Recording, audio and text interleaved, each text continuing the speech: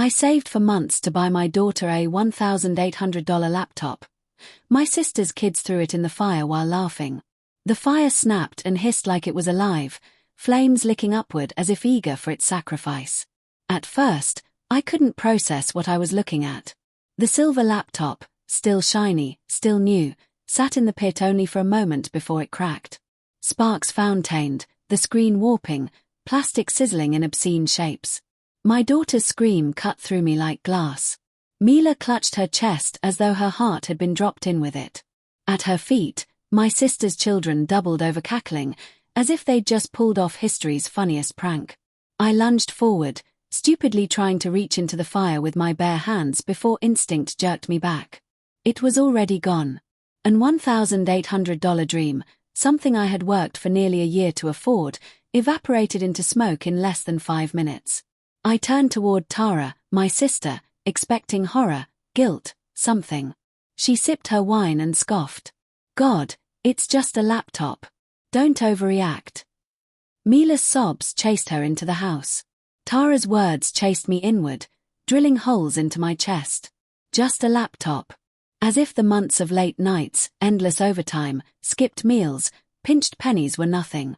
As if my daughter's chance to code, to finally have a tool to help her carve open the future, meant less than a box of matches. Tara laughed while Mila crumbled, and in that instant, something began to splinter in me.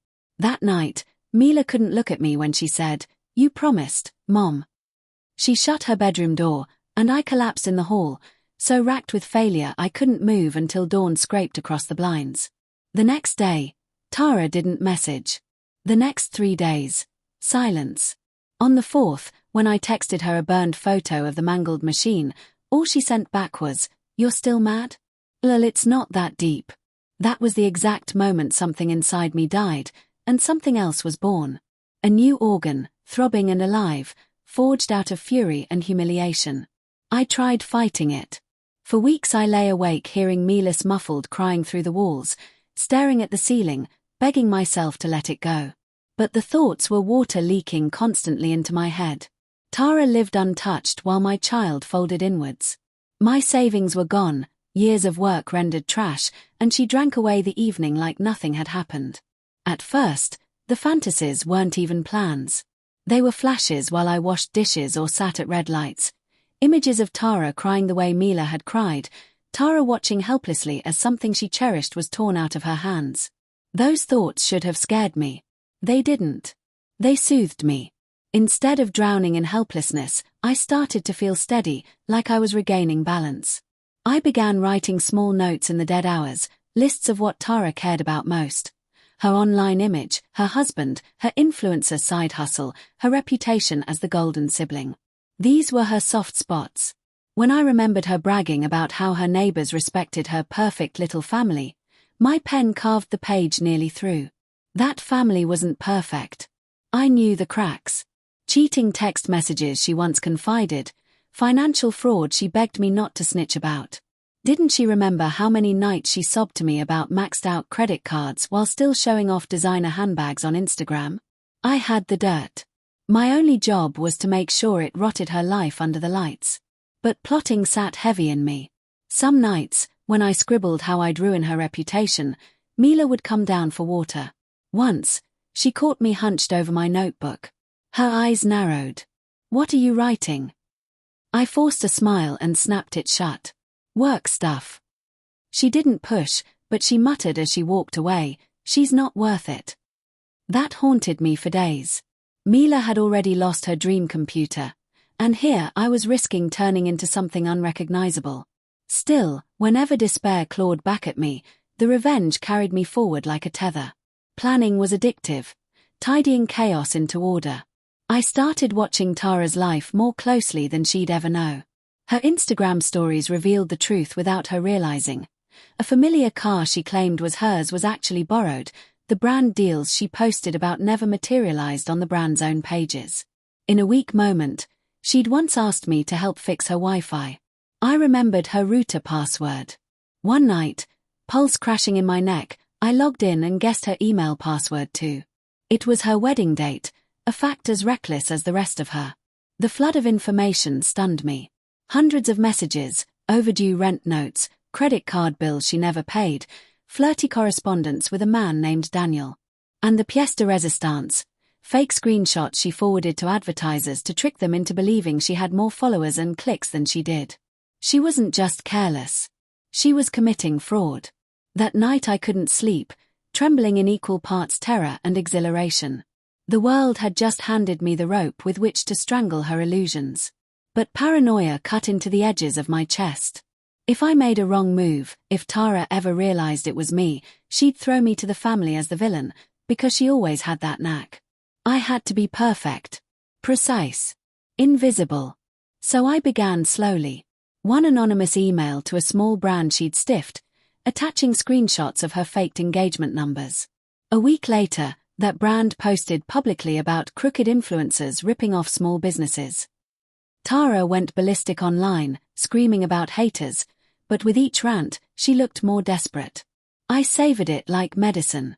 Yet while intoxicated with progress, panic still snuck up. One night, in a haze of exhaustion, I almost sent proof of Tara's affair to her husband Mark from my personal email instead of the burner. I caught it in time, deleting it, but the adrenaline surge left me shaking, retching in the bathroom. Almost caught in one keystroke. Almost the end. Meanwhile, Mila had grown quiet, keeping her homework afloat on borrowed library computers, never once asking for a replacement. I saw the way she kept her grief folded up in her chest, a kind of resilience she shouldn't have been forced to grow so young. It tightened the noose of guilt around my throat. Even when I was winning the secret war, I was failing her. Still, the machine of revenge turned. Another envelope, this one with copied documents of Tara's unpaid rent and credit statements, appeared anonymously in her landlord's mailbox. Within weeks, she received eviction warnings.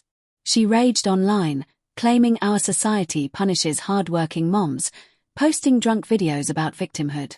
Her facade thinned with every upload. I saved the biggest blow for last, the fake invoices she used to scam brands. I forwarded them quietly to a law firm representing defrauded small businesses. The silence after was worse than waiting for test results. Then, 6 weeks later, it came crashing. A lawsuit, threats of legal penalties, circling like wolves around her house. The collapse happened publicly. At our parents' anniversary dinner, in a too-bright restaurant full of extended relatives, Tara tried to play queen. She arrived snapping at her kids, wearing thrift store clothes passed off as designer, eyes darting. Halfway through dessert, a man in a suit entered and asked loudly for her by name. He delivered a stack of papers to her trembling hands. Legal notice. Fraud investigation. The room went dead silent, scraped clean of clinking silverware. Tara dropped them to the table, pale then flushing scarlet. "This is harassment. Jealous nobodies spreading lies," she screamed. Everyone stared. My mother's fork fell. Around us, murmurs thickened. I simply ate my cake, calm. Then her eyes shot straight through the clamor and met mine. She pointed, screaming louder. You did this, didn't you?" I merely leaned back, tilted my head and asked in a voice calm enough to cut, "You truly think you're worth all that effort?" The denial slid through my teeth easily. But inside, adrenaline blazed triumphant. Tara fled the restaurant dragging her children, face streaked, papers fluttering behind like shredded dignity. At that moment, I thought I'd won. I thought Mila's pain was finally avenged. Tara had no shine left for the family to worship. She was dismantled under their eyes. But victory didn't settle. Victory cracked something else in me. After the dust, an abyss yawned wide. For weeks, my chest sank instead of soared. I lay awake not replaying her downfall, but replaying every step I'd taken to orchestrate it.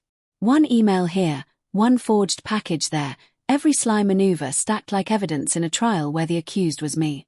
The identity I built, dedicated mother, hard-working woman, rotted under this new identity. Saboteur, puppet master. Even while Tara fell, I couldn't feel lighter. One evening, Mila broke the silence.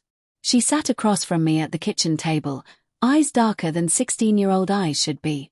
"Mom," she said softly, "you scare me lately." Those 6 words shredded me open more than Tara ever did. And in the echoes of that night's quiet, I realized the worst truth. The laptop wasn't the only victim of the fire. Something inside me had melted too. Revenge hadn't freed me. It had branded me. Tara's collapse became my collapse, mirrored differently. Tara moved away months later, renting some dingy place miles from the family, her kids quieter now. Everyone whispered about her fraud, her divorce. Her empire of illusions was rubble. But late at night, when I stand in my empty kitchen and stare at the blank table where Mila once opened her laptop with glowing eyes, I know the fire still burns. It didn't stop with the machine. It found a permanent home under my ribs. I don't know if I won or lost. Maybe both. What I do know is every time the silence in the house grows thick, I hear laughter. Children's laughter, Tara's laughter, fracturing into echoes that twist around me. It sounds like the fire eating everything in its path. And I wonder if, in destroying my sister, I've only handed the flames a better meal, myself.